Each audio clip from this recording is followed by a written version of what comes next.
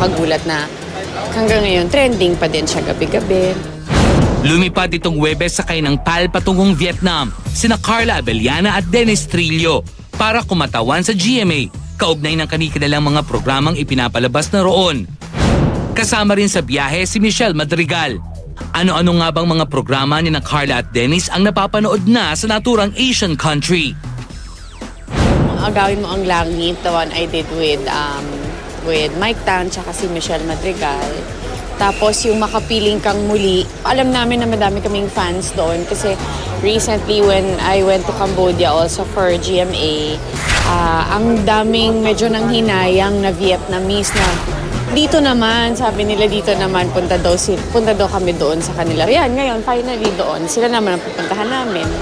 Nakakatuwa dahil syempre yung mga shows na nagawa namin dati na-appreciate nila hanggang ngayon. Temptation of Wife, Gagambino, that makes us proud.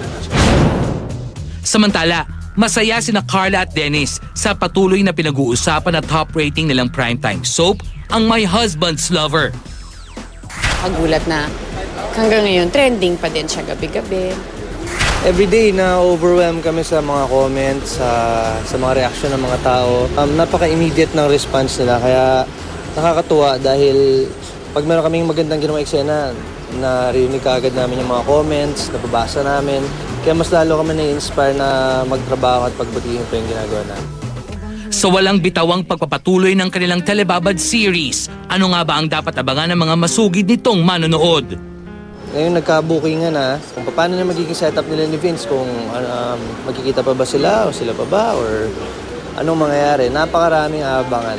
Malalaman na ba ng family ni Vincent, di ba? Kaya ba nilaling itago yun? Anong mangyayari kay Eric ngayong hiniwalayan na siya ni Vincent? Tapos may mga bagong characters pang papasok. Siyempre na-introduce na si Paul, played by Pancho Magno. So may mga characters pa tayong makikilala pa.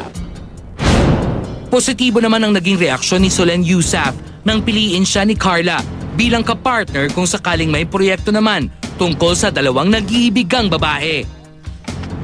Out of the blue lang nabanggit ko Solenn Yusaf, tapos ngayon sinasabi ni Solenn na willing din siya. So nakakatuwa naman. Alam ko naman si Solenn is an open person pagdating sa ganyan sa trabaho. So thank you. Yeah, I'm so flattered. Why not?